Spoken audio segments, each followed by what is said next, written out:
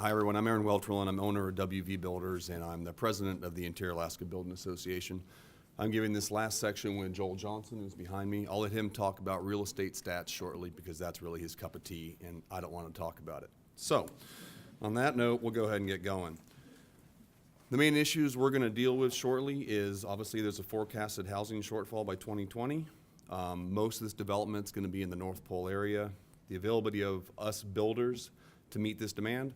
There's a lot of guys out here I know, we've all said this before, but we need to figure out how we're going to do this. The other issue, which has been brought up before, is the lending requirements and shortfalls that we as builders deal with on a regular basis in Fairbanks. So the issues that we face as general contractors here, appraisals don't accurately reflect the true cost of building in Fairbanks. Low loan-to-value ratios make it difficult to obtain financing.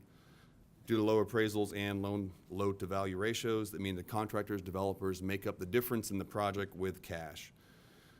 We heard numbers earlier put out by the bankers that 75% LTV is what they give. A lot of banks now are even doing 70%. This leads the builder developer to come up with all the extra cash to make the difference. This could be a 50% equity stake based on cost. It's pretty unaffordable. So we need to find a way to get those appraisals to come up, to get the value we need to build the products we can to deliver these houses to these guys. A couple other issues we're dealing with is general market unease due to the state of Alaska budgetary issues. I think we're all familiar with those last time I checked. And a shortage of quality land.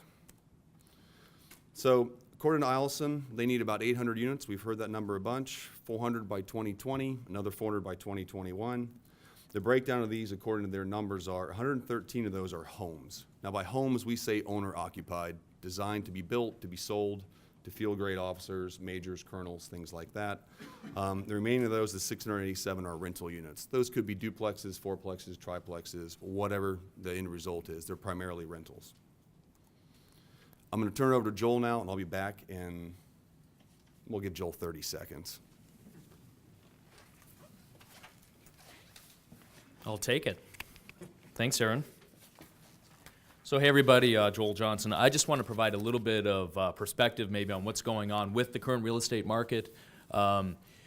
This is housing numbers that are off of the community planning quarterly that's put out by the fine folks at the borough there.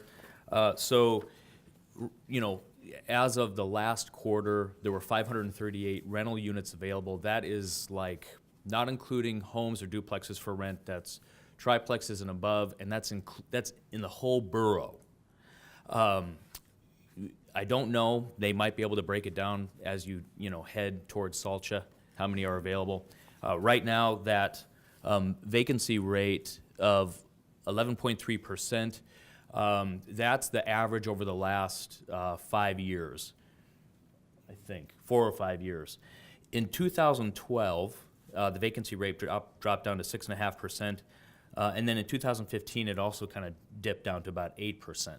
So if we're at 11% now, and maybe if the vacancy rate drops because a bunch of people decide to move in, and we go to 8% or 6%, that's not a tremendous amount, right? Dropping from here another 3%, we're talking about 16 units. 3% of 538 is 16 units. So there's maybe not as many units available for what's going on in Eielson as might first glance when you look and you say, oh, there's 538 rental units available.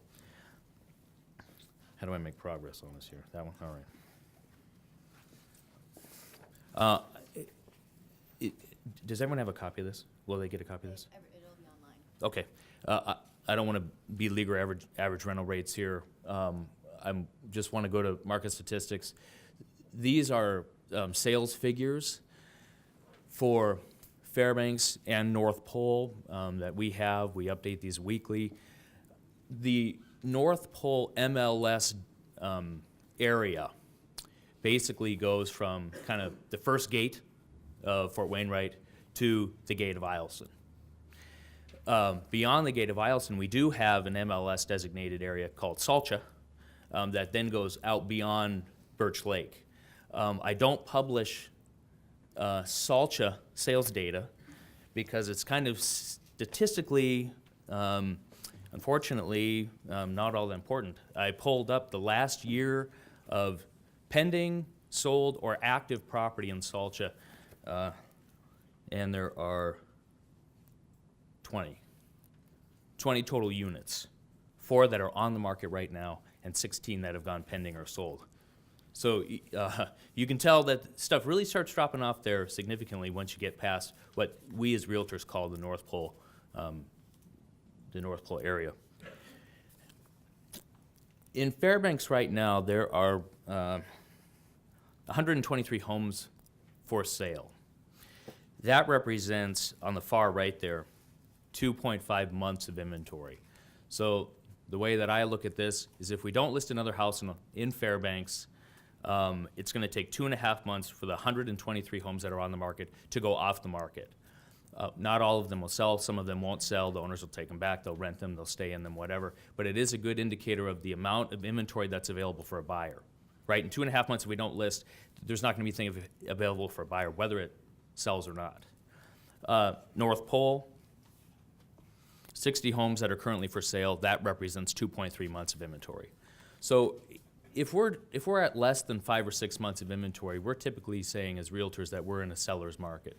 So to be down around 2 to 3 months of inventory means there's not a whole lot of homes available for buyers. It's very competitive. If you're out on the market shopping right now, you might realize that. You might have been writing some competing offers. You may have even lost out on an offer yourself here recently.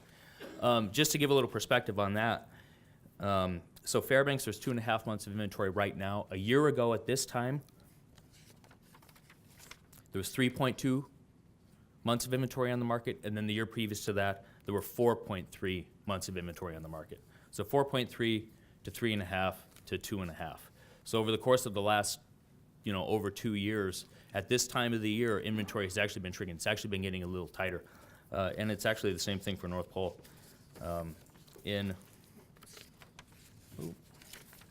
I left it over there. Gosh darn it. 2015, 4.2 months of inventory. 2016, 3.4. I just made that up. And right now, there's 2.3. Really, from 4.2 to 2.3. The trend is similar in North Pole, right? There are fewer and fewer homes on the market available for people to buy.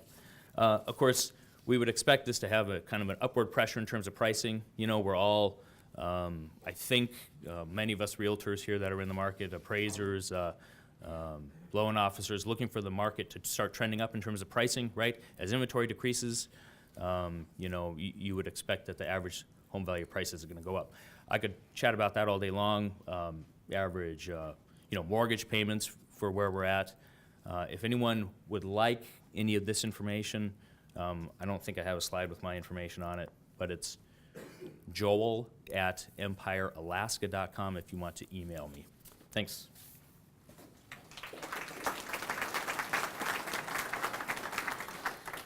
So a few more stats and we'll be on our way and we can get to our question and answer session. I did hear Joel say that we're kind of in a seller's market, correct? And we're having an appraisal issue still? That's all I'm going to say about it. We're going to stop right there. I did find it was 2.5 months of inventory in North Pole a year ago. Okay.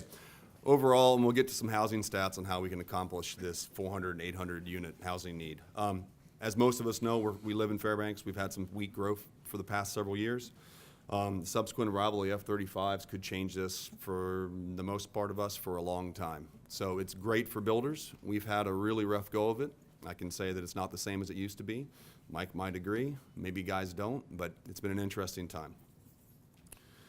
Okay, here's what we need in order to make this happen. Us builders need support from appraisers, lenders, and realtors. We need new programs from city and state departments. Land development, that's a critical thing. We can't build anything if there's not land to build it on.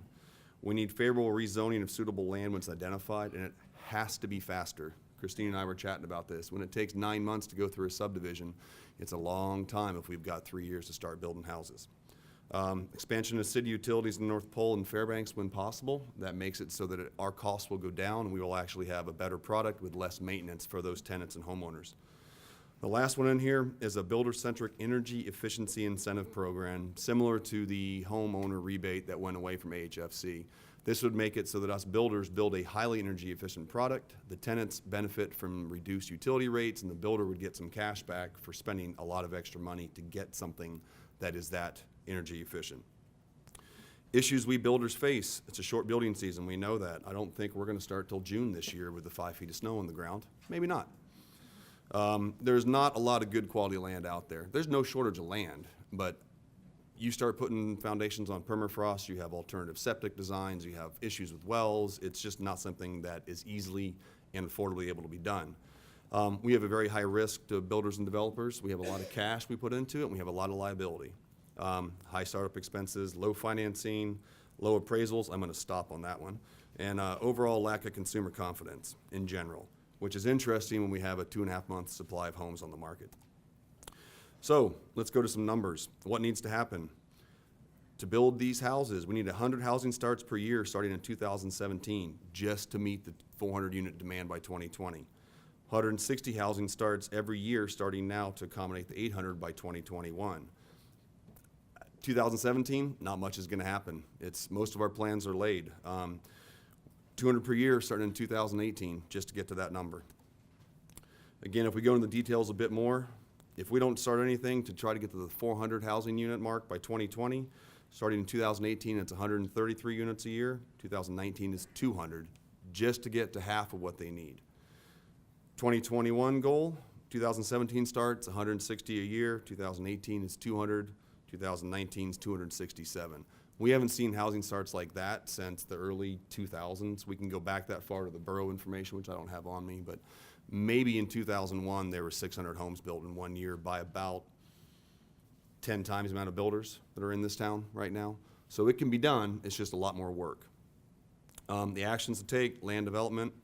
Lenders have got to find a way to relax lending regulations and find creative financing solutions to help us get what we need built. Maybe if Dodd-Frank goes away, that'll change something, we'll see. Increase in housing demand has to lead to an increase in appraisals, which leads to an increase in our profit margins, which lets us reinvest more money in new properties and do more with it. That's all I've got. There's our Q&A at the end. Joel didn't know it, but he is up there. So my details are up there. Thanks to Jessica Lane, she's right in front. She's the executive officer of our building association. She put a lot of this together, and Joel and I and Jess all finalized it. All of our details are there. Please let us know if you guys have any comments at the end. Thank you.